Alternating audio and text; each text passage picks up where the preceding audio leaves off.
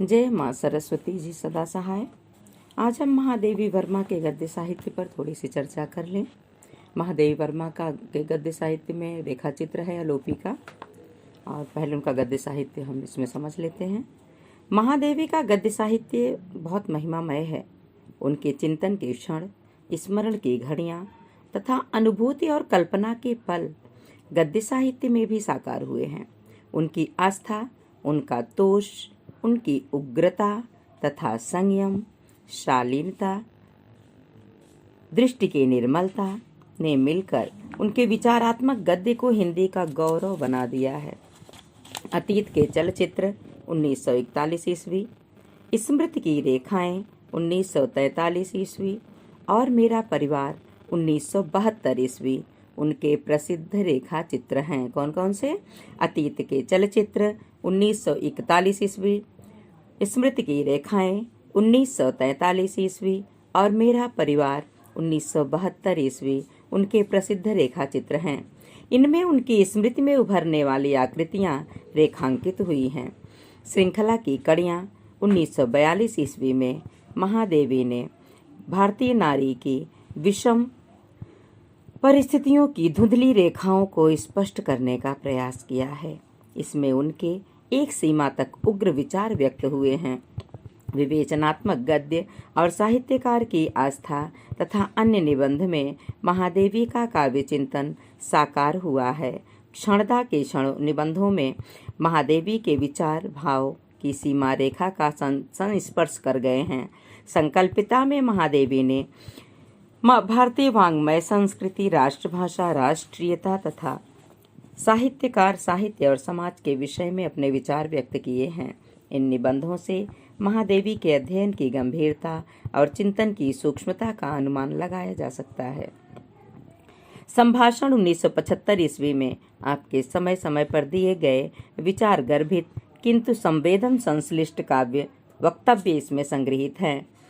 भारतीय संस्कृति के स्वर में आपकी संस्कृति संबंधी मान्यताओं का निदर्शन हुआ है। पथ के साथ ही 1965 ईस्वी में आपने अपने अग्रजों और सहयोगियों के संबंध में यथासंभव निर्लिप्त और असंग रहकर कुछ कहने का प्रयास किया है। विधा की दृष्टि से यह उनका संस्मरण ग्रंथ कहा जा सकता है।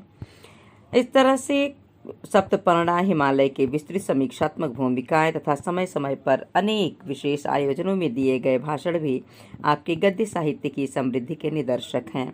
यह सब आपके गद्यकार को समग्रता की उस भूमि पर प्रतिष्ठित करते हैं जहां से हम आपके साहित्य चिंतन और दर्शन की स्पष्ट दिशा निर्दिष्ट कर सकते हैं।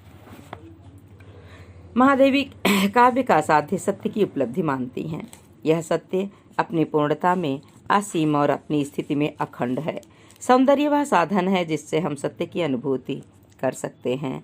सौंदर्य साधन के माध्यम से सत्य की अनुभूति की प्रक्रिया आनंदमयी है। सौंदर्य परिचय स्निग्ध खंड है और सत्य विस्मय भरा अखंड। इस परिचित खंड के माध्यम से विस्मय भरे अखंड की अनुभूति वस्तुतः आनंद रूप है। हमारा बहिर्जगत ज्ञान क्षेत्र और अंतर जगत भाव क्षेत्र। सत्य अपनी पूर्णता में इन दोनों सीमाओं में व्याप्त है। काव्य और कलाओं का आविष्कार इसी पूर्ण सत्य की अभिव्यक्ति के लिए किया गया है। काव्य या कला का सत्य जीवन की परिधि में सौंदर्य के माध्यम द्वारा व्यक्त अखंड सत्य है। महादेवी काव्य और कला में कोई भेदक रेखा स्वीकार नहीं करती। काव्य या कला को बुद्धि और हृदय का संधिपत्र मानते हुए भी वे स्वीकार करती हैं कि काव्य में बुद्धि हृदय से अनुशासित रहकर ही सक्रियता पाती है। उन्होंने इसी से उनका दर्शन न बौद्धिक तर्क प्रणाली है, न सूक्ष्म बिंदु तक पहुंचने वाली विशेष विचार पद्धति। महादेवी के काव्य चिंतन और आधुनिक हिंदी साहित्य की व्याख्याओं से संबद्ध निबंध उनकी दो कृतियों में महादेवी का विवेचनात्मक गद्य, साहित्यकार की आस्था तथा अन्य निबंध में आ गए हैं। साहित्यकार की आस्था तथा अन्य निबंध विवेचनात्मक गद्य के ही आदि और अंत में दो निबंधों को सम्मिलित करके नए नाम के रूप में प्रस्तुत कर दिए गए हैं। महादेवी के सामाजिक विचार श्रृंखला की कड़ियां में द्रष्टव्य हैं। महादेवी ने नारी को केंद्र में रखकर ही समस्याओं का दृष्टिपात किया है। इन निबंधों में उनका भारतीय नारी के प्रति सहानुभूति भरा हुआ मन उन सामाजिक तत्वों के प्रति शुद्ध है जो नारी के लिए श्रृंखला की कड़ियां बन गए हैं। महादेवी श्रृंखला की कड़ियों को काट फेंकने के लिए नारी को उद्बुद्ध करना चाहती हैं, किंतु वे यह भी चाहती हैं कि विद्रोहिणी नारी अपने नारीत्व के मूलभूत आधारों को भी सुरक्षित रखे व नारी बनी रहे। उनका विचार है कि नारी पुरुष के सहयोग से ही आगे बढ़ सकती है, प्रतिद्वंद्विता से नहीं। महादेवी की दृष्टि में शिक्षा, चिकित्सा, कानून और साहित्य ऐसे क्षेत्र हैं जिनमें नारी पुरुष को पूरा सहयोग दे सकती है और समाज के लिए अधिक उपयोगी सिद्ध हो सकती है। भारतीय समाज आज भी नारी को उचित मर्यादा नहीं दे सका है। आज भी जिस प्रकार भावी पति परिवार के व्यक्ति उसे चलाकर, हंसाकर, लिखाकर, पढ़ाकर तथा उसकी लंबाई, चौड़ाई, मोटापन, दुबलापन, नख, शिख आदि के विषय में अपनी धारणाएं बताते हैं, उसे सुनकर दास प्रथा के समय बिकने वाली दासियों की याद आए बिना नहीं रहती। नारी की हीनावस्था का मूल कारण उसका आर्थिक परावलंबन है। आज भी वह इस व्याधि से मुक्त नहीं हो पाई है। भारतीय नारी को यदि आगे बढ़ना है तो उसे जीवन की कला से परिचित होना होगा। सिद्धांत और व्यवहार की एकता जीवन की कला का एक महत्वपूर्ण पक्ष है। भारतीय नारी को इससे परिचित होना है और उसे परिस्थिति के अनुसार विवेकपूर्ण आचरण की दीक्षा लेनी है। भारतीय नारी में या तो साधारण दयनीयता है या असाधारण विद्रोह। यह भी पूरी तरह से चिंतित विषय है कि कहती हैं कि भारतीय नारी में या तो साधारण दयनीयता है या असाधारण विद्रोह। उसे संतुलित दृष्टि विकसित करके अपने अभिशप्त जीवन को सम्मानित और गौरवपूर्ण बनाना है। क्षणदा, संकल्पिता, संभाषण और भारतीय संस्कृति के स्वर ऐसी कृतियां हैं जिनमें महादेवी के चिंतन और अनुभूति के क्षणों का संश्लेष देखा जा सकता है।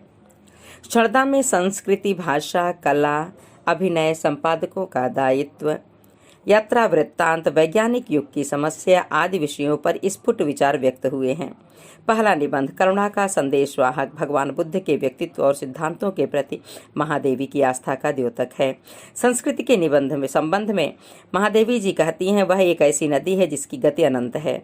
वह विशेष देश, काल, जलवायु में विकसित मानव समूह की व्यक्त और अव्यक्त प्रवृत्तियों का परिष्कार करती है और इस परिष्कार से उत्पन्न विशेषताओं को सुरक्षित रखती है। स्वर्ग का एक कोना और सुई दौरानी यात्रा वृत्तांत है। महादेवी ने इन वृत्तांतों को कथा के रस से सिक्त किया है। महादेवी यूं तो जड़ चेतन सभी को अपनी सहानुभूति के स्पर्श से प्राणवान बना देती हैं, किंतु स्त्रियां कहीं की भी हों, उन्हें देखकर उनका मन आर्द्र हो जाता है। स्वर्ग के एक कोने में कश्मीर में भी नारी की दयनीय स्थिति से द्रवित होकर कहती हैं, प्रकृति ने उन्हें इतना भव्य रूप दिया, परंतु निष्ठुर भाग्य ने दिया सलाई के डिब्बे जैसे छोटे मलिन अभव्य घरों में प्रतिष्ठित कर और एक मलिन वस्त्र मात्र देकर इनके सौंदर्य का उपहास कर डाला और हृदयहीन विदेशियों ने अपने ऐश्वर्य की चकाचौंध से इनके अमूल्य जीवन को मोल लेकर मूल्य रहित बना दिया। हमारा देश और राष्ट्रभाषा के निबंध में महादेवी ने यह स्पष्ट करना चाहा है कि स्वतंत्र होने के बाद भी हम उस वाणी को प्राप्त नहीं कर सके हैं जिसमें एक स्वतंत्र राष्ट्र दूसरे राष्ट्रों के निकट अपना परिचय देता है। दोष किसका निबंध में संपादकों के दायित्व की गुरुता की ओर ध्यान आकृष्ट किया गया है। अभिनय कला में हिंदी नाटकों में अभिनय तत्व का अभाव और साहित्यिक विशेषताओं की अधिकता लक्षित की गई है। साहित्य और साहित्यकार निबंध अपेक्षाकृत बड़ा और विचारोत्तेजक है। इसमें साहित्य सृजन की परंपरागत और मूलभूत विशेषताओं के आलोक में महादेवी ने सामयिक साहित्य के विषय में कुछ प्रश्न उठाए हैं। अंत में स्वयं ही समाधान देती हुई वे कहती हैं, विश्वासी बुद्धि और विवेकी हृदय अपने आप में सब शंकाओं का समाधान है। विश्वासी बुद्धि और विवेकी हृदय अपने आप में सब शंकाओं का समाधान है। यदि आज हम इन दो विशेषताओं को सुलभ करने की साधना में लग जाएं तो अन्य समस्याएं स्वयं सुलझ जाएंगी। वैज्ञानिक युग की समस्या पर विचार करते हुए महादेवी ने यह निर्णय दिया कि विज्ञान ने भौगोलिक दूरी पर भले ही विजय पाली हो, किंतु उसके विकास से मनुष्य के बीच की दूरी बढ़ी है। वे इस दूरी को मिटाने की आवश्यकता पर बल देते हुए कहती हैं, अतः आज दूरी को निकटता बनाने के मुहूर्त में हमें निकट की दूरी से सावधान रहने की आवश्यकता है।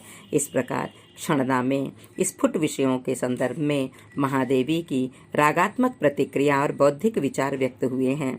इन सबको एक सूत्रता प्रदान करने वाला तत्व है महादेवी की आस्था। भारतीय संस्कृति में अंतर्निहित सामंजस्यमयी एवं गतिशील चेतना ही सर्वत्र निर्णायक का कार्य करती रही है। यही चेतना महादेवी की आस्था का आधारभूत तत्व है। संकल्पिता में सबसे बड़ा निबंध भारतीय वाङ्मय एक दृष्टि है। इसमें वैदिक साहित्य से लेकर जयदेव के गीत गोविंद तक के भारतीय साहित्य पर दृष्टिपात किया गया है।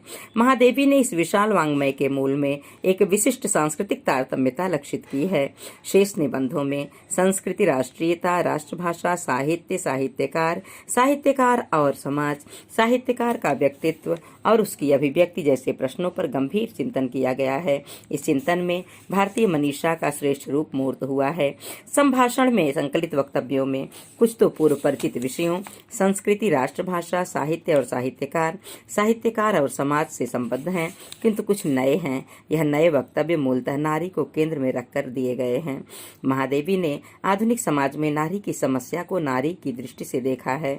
उनका निश्चित मत है कि जब तक नारी अपनी स्थिति से असंतुष्ट और अपने कर्तव्य से विरक्त रहेगी तब तक सामाजिक जीवन में सामंजस्य नहीं आ सकता।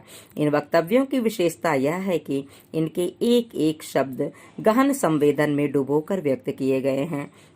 भारतीय संस्कृति के स्वर में मुख्यतः भारतीय संस्कृति की विशेषताओं को रेखांकित किया गया है। महादेवी के शब्दों में जीवन जैसे आदि से अंत तक निरंतर सृजन है, वैसे ही संस्कृति निरंतर संस्कार क्रम है। महादेवी ने इसी दृष्टि से भारतीय संस्कृति के विकास को रेखांकित करने की चेष्टा की है। उन्होंने उसकी विविधता, समन्वयशीलता, विकसनशीलता और समग्रता को पहचाना है, लक्षित किया है। वह प्रत्येक भारतीयों के हृदय में संस्कार रूप में स्थित है। उसकी खोज किसी मृत जाति के जीवन चिन्हों की खोज नहीं, जीवित उत्तराधिकारियों के लिए उनके पैतृक धन की खोज है। निश्चय ही इन निबंधों में हम विचार और अनुभूति से समृद्ध महादेवी के सुसंस्कृत मानस को प्रतिबिंबित पाते हैं। महादेवी की 4 गद्य कृतियां हैं: अतीत के चलचित्र, स्मृति की रेखाएं, पथ के साथी और मेरा परिवार। उनके मर्म में बसी हुई प्रतिमाओं को मूर्त करने वाली हैं। इनके अंकन में महादेवी का हृदय ही चित्राधार बन गया है। स्मृति में उभरने वाली रेखाएं शब्दों में अवतरित हो गई हैं। अतीत के चलचित्र और स्मृति की रेखाएं, इन 2 कृतियों में समाज के वे निरीह प्राणी रेखांकित हुए हैं जो जीवन के प्रवाह में दुख के थपेड़ों को झेलते हुए किसी प्रकार महादेवी की सहानुभूति और संवेदना की परिधि में आ गए हैं। पथ के साथी में वे अंकित हुए हैं जो महादेवी के अग्रज और सहयोगी हैं, जो उन्हें प्रिय हैं, जिन्होंने अपने व्यक्तित्व की महिमा से महादेवी को प्रभावित प्रेरित किया है। इसलिए अतीत के चलचित्र तथा स्मृति की रेखाएं की भावभूमि में सामान्य जन के मर्म को छूने और उन्हें प्रभावित करने की अधिक शक्ति है। महादेवी की सहानुभूति प्राप्त करने वाले नर नारियों में कोई क्षीणकाय है, कोई रोगी, कोई परित्यक्त है, कोई विधवा, कोई नेत्रहीन है, कोई भक्त। महादेवी के मन मंदिर में प्रतिष्ठित ये मानव मूर्तियां रामा, नौकर, मारवाड़ी युवती, विधवा, मातृहीन बालिका, विंदा, पतित्यक्ता, सबिया, पुनर्विवाहिता, रोगिणी, विधवा, बाल विधवा, माता, पितृहीन, घीसा, पतिप्राणा, माँ की विधवा पुत्री, नेत्रहीन अलोपी, विधुर, चिरवियोगिनी लक्ष्मा, भक्तिन, विधुर बदलू, भक्तिन, चीनी फेरी वाला, डोटियाल जंग बहादुर, मुन्नू और उसकी माई, ठकुरी बाबा, बिबिया धोबिन, अरगुंगिया तेलिन, करुणा, ममता, दीनता और सरलता की साकार प्रतिमाएं हैं। महादेवी के करुणा करणों से सिक्त होकर इनका व्यक्तित्व प्राणवान हो उठा है। इनकी स्थिति समाज के लिए चुनौती है। वस्तुतः वर्णमय चित्रों में साकार ये व्यक्तित्व हमारे सामने प्रश्न बनकर उपस्थित हैं। जिस दिन अपनी जिजीविषा शक्ति के सहारे संगठित होकर ये अपनी दुर्दशा की कैफियत मांगेंगे, वह दिन भारतीय इतिहास में नए अध्याय की सृष्टि करने वाला प्रमाणित होगा। पथ के साथी में महादेवी ने सबसे पहले रविंद्र ठाकुर को प्रणाम किया है और फिर मैथिली शरण गुप्त, सुभद्रा कुमारी चौहान, सूर्यकांत त्रिपाठी निराला, जयशंकर प्रसाद, सुमित्रा नंदन पंत और सियाराम शरण गुप्त को रेखांकित किया है। यह रेखांकन महादेवी की असाधारण प्रतिभा, संयम एवं कलात्मक परिष्कार का द्योतक है। महादेवी ने जो रेखांकन किया वह उनकी असाधारण प्रतिभा, संयम एवं कलात्मक परिष्कार का द्योतक है। उनमें व्यक्ति के आंतरिक चेतन वैशिष्ट्य को हृदयंगम करने की अद्भुत क्षमता है। महादेवी ने उन स्मृति संदर्भों को संजोकर जिनमें उनके अग्रज और साथी उनके परिचय व संपर्क में आए थे, जो रेखा छवियां अंकित की हैं, वे अपनी संश्लिष्टता में अन्यतम हैं।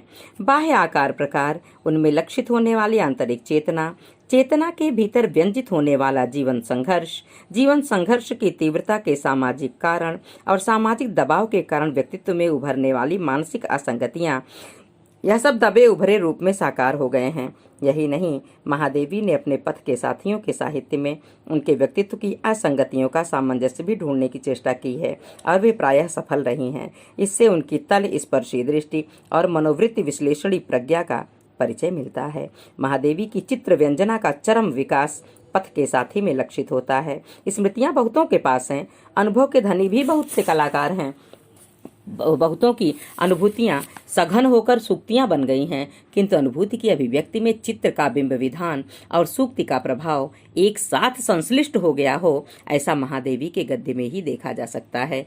कहीं कहीं महादेवी ने अपने साथियों के व्यक्तित्व को साकार करने के लिए उसके समानांतर जो प्रतीकात्मक चित्रकल्पना की है, वह अपने आप में अनुपम है। यह चित्रकल्पना कहीं विशद कथा चित्र बन गई है और कहीं सूक्ष्म बिंब रेखा प्रसाद के व्यक्तित्व की एक कल्पना देखी जा सकती है कि हिमालय के ढाल पर उसकी गर्वीली चोटियों से समता करता हुआ एक सीधा ऊंचा देवदारू का वृक्ष था। उसका उन्नत मस्तक हिम आतप वर्षा के प्रहार झेलता था।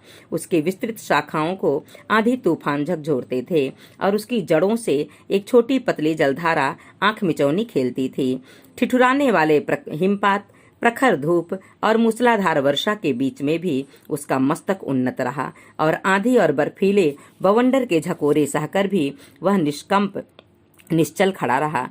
पर जब एक दिन संघर्षों में विजयी के समान आकाश में मस्तक उठाए आलोक स्नात वह उन्नत और हिम किरीटनी चोटियों से अपनी ऊंचाई नाप रहा था, तब एक विचित्र घटना घटी। जिस उपेक्षणीय जलधारा का प्रहार हल्की गुदगुदी के समान जान पड़ता था, उसी ने तिल तिल करके उसकी जड़ों के नीचे खोखला कर डाला। परिणामतः चरम विजय के क्षण में वह देवदारू अपने चारों ओर के वातावरण को 100 ज्योतिष चक्रों में मथता हुआ धरती पर आ रहा। इसके विपरीत निराला के व्यक्तित्व की व्यंजना एक ही बिंब रेखा से करती हुई कहती हैं, वे उस झंझा के समान हैं जो हल्की वस्तुओं के साथ भारी वस्तुओं को भी उड़ा ले जाती है। उस मंद समीर जैसे नहीं जो सुगंध न मिले तो दुर्गंध का भार ही ढोता फिरता है। महादेवी ने यथासंभव निस्संग रहकर अपने पथ के साथियों का रेखांकन किया है। उनका विश्वास है कि उनकी दृष्टि के सीमित शीशे में वे जैसे दिखाई पड़े हैं, उससे कहीं अधिक उज्जवल और विशाल हैं। महादेवी का कहना सही हो सकता है, किंतु उनकी दृष्टि के आलोक में जो मूर्तियां अंकित हुई हैं, उनकी दिव्यता और पूर्णता को देखकर चितेरे की तूलिका की सराहना किए बिना नहीं रहा जाता। विशेषता निराला का वह चित्र जैसे महादेवी की स्मृति ने विषाद और आर्द्रता में हंसी का कुमकुम घोलकर अंकित किया है, महादेवी के अतिरिक्त और कौन आंक सकता था। मेरा परिवार महादेवी की अद्भुत कृति है। इसमें भी स्मृत्यांकन ही किया गया है, किंतु जिनकी छवि उकेरी गई है वे हैं नीलकंठ, मोर, गिल्लू, गिलहरी, सोना, हिरनी, दुर्मुख, खरगोश, गौरा गाय, नीलू, कुत्ता, रोजी, कुतिया, रानी, घोड़ी। इन प्राणियों की जीवन कथा भी मर्मस्पर्शिनी करुण कथा ही है। महादेवी के संवेदना और करुणा का यह प्रसार विरल है। उन्होंने पशु पक्षियों को भी माँ की ममता दी है, उन्हें पाला है, बड़ा किया है, बीमारी में दवा की है, उनके हर्ष में पुलकित हुई हैं और दुख में व्यथित, उनके वियोग में उदास हुई हैं और संयोग में उल्लसित। ये पशु पक्षी उनके परिवार के सदस्य बन गए हैं। इनमें प्रत्येक की पारिवारिक हैसियत रही है। इनके निकट रहकर महादेवी इनके स्वभाव की पारखी बन गई। वे कहती हैं, मयूर कलाप्रिय वीर पक्षी है, हिंसक मात्र नहीं। गिलहरियों के जीवन की अवधि 2 वर्ष से अधिक नहीं होती। खरगोश बहुत निरीह जीव है, दांत होने पर भी वह किसी को काटता नहीं। कुत्ता भाषा नहीं जानते, ध्वनि पहचानते हैं। यहाँ पशु विज्ञान की पोथियों से प्राप्त सूचना नहीं, साहचर्य और सहानुभूति से लब्ध ज्ञान है। महादेवी के इस परिवार की सबसे सम्मानित सदस्य गौरा गाय थी। सबसे करुण अंत भी उसी का हुआ। उसे उस ग्वाले ने गुड़ में लपेटकर सुई खिला दी जो गौरा के आने से पूर्व दूध दिया करता था। बहुत प्रयत्न करने पर भी उसे बचाया न जा सका। उसके अंतिम क्षणों का करुण चित्र अंकित होता है जब तो देखने योग्य है। जब गौरा की सुंदर चमकीली आंखें निष्प्रभ हो चलीं और सेब का रस भी कंठ में रुकने लगा, तब मैंने अंत का अनुमान लगा लिया। अब मेरी एक ही इच्छा थी कि मैं उनके अंत समय तक उपस्थित रह सकूं। उसके दिन में हो नहीं, रात में भी कई बार उठकर मैं उसे देखने जाती रही। अंत में एक दिन ब्रह्म मुहूर्त में 4 बजे जब मैं गौरा को देखने गई, तब जैसे ही उसने अपना मुख सदा के समान मेरे कंधे पर रखा, वैसे ही वह एकदम पत्थर जैसा भारी हो गया और मेरी बाह से सरक कर धरती पर आ रहा। कदाचित सुई ने हृदय को बेध कर बंद कर दिया।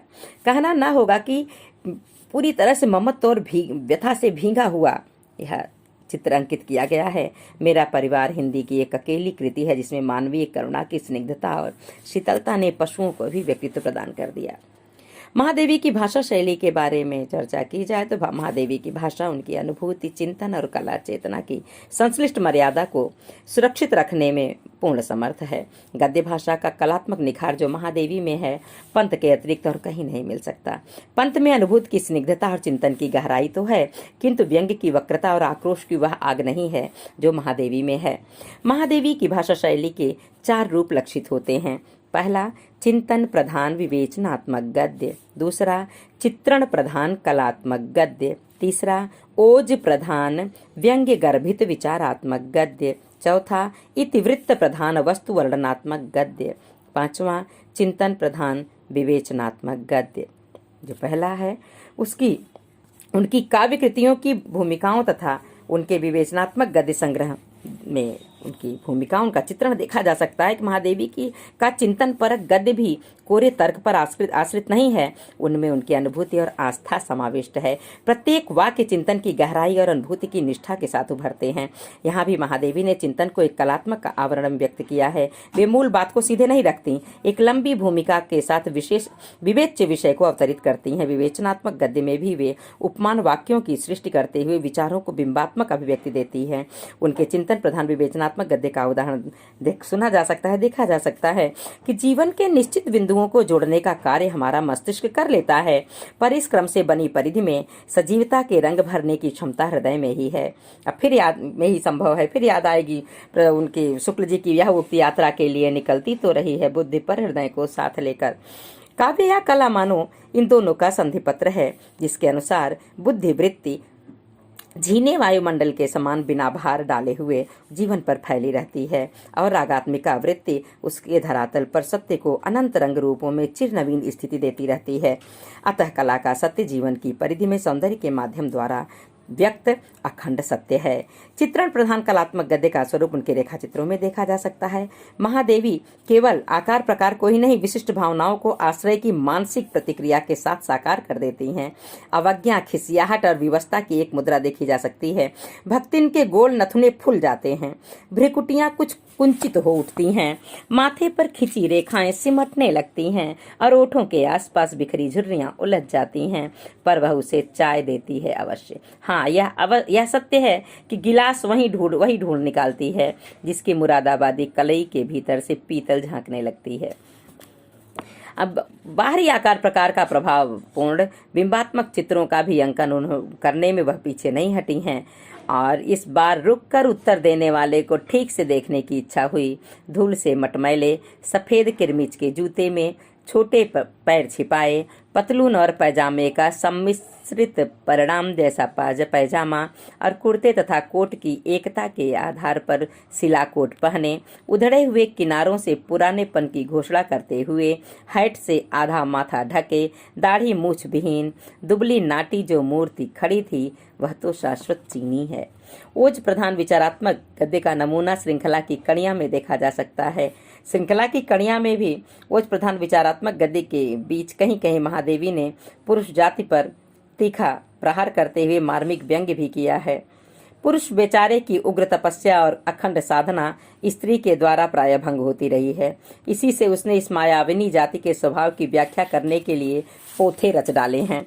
ऐसा लगता है कि पुरुष जाति का समूचा इतिहास ही न्यायालय में विवश, दीन और असहाय मुद्रा में खड़ा है और महादेवी न्यायाधीश के आसन से कुछ आक्रोश, कुछ पीड़ा, कुछ उलाहना और ईशत तिरस्कार के भावों को संयम से साध कर एक एक पृष्ठ को पलटती हुई झूठे और एकांगी निर्णयों के लिए कैफियत मांग रही हैं। महादेवी के वस्तु वर्णनात्मक गद्य का नमूना उनके यात्रा वृत्तांतों में मिलता है और महादेवी की भाषा शैली उनके व्यक्तित्व की भंगिमा का ही मूर्त रूप है। महादेवी के व्यक्तित्व में करुणा, ममता, सहानुभूति के साथ ही ओज, स्वाभिमान, क्षोभ, आक्रोश का भी दर्शन देखने को मिलता है। अद्भुत संयोग है इसमें। वे सोचते समय भी तर्क को प्रमाण न मानकर अनुभूति का समर्थन लेती हुई आगे बढ़ती हैं। उन्होंने जीवन की हर स्थिति को सामंजस्य में संजोकर कलात्मक बना दिया है। उनका यह सारा व्यक्तित्व वैभव उनके गद्य का वैशिष्ट्य बनकर प्रकट हुआ है। महादेवी के गद्य साहित्य की प्रमुखतः 3 प्रवृत्तियां हैं। एक प्रवृत्ति तो चिंतन मनन, विचार विश्लेषण और परीक्षण मूल्यांकन की है। इसका विकास उनके विवेचनात्मक गद्य में हुआ है। दूसरी प्रवृत्ति यथार्थाधृत, विद्रोह मूलक, प्रखर वैचारिक चेतना की है। इसका विकास श्रृंखला की कड़ियां में हुआ है। तीसरी प्रवृत्ति स्मृत्याधृत, संवेदनशील चित्र रचना की है। इसका विकास अतीत के चलचित्र, स्मृति की रेखाएं, पथ के साथी और मेरा परिवार में हुआ है। इन तीनों क्षेत्रों में महादेवी का कृतित्व हिंदी साहित्य की अमर निधि बनकर रह गया है। डॉक्टर नगेंद्र जी महादेवी के निबंधों के विषय में कहते हैं, सारतः महादेवी के ये निबंध काव्य के शाश्वत सिद्धांतों के अमर व्याख्यान हैं। आज साहित्यिक मूल्यों के बवंडर में भटका हुआ जिज्ञासु इन्हें आलोक स्तंभ मानकर बहुत कुछ स्थिरता पा सकता है। निस्संदेह महादेवी ने काव्य कला की तात्विक और मर्मस्पर्शी व्याख्या करके उसके वैशिष्ट्य को मर्यादा प्रदान की है और उसका संबंध मनुष्य की सर्वोत्तम, श्रेष्ठ, गतिमती सांस्कृतिक चेतना और वैयक्तिक आस्था से जोड़कर अनेक सामयिक आशंकाओं का समाधान कर दिया है। बहुत बहुत धन्यवाद। महादेवी को मनुष्यत्व की उच्चतर भूमि पर प्रतिष्ठित किया जा सकता है।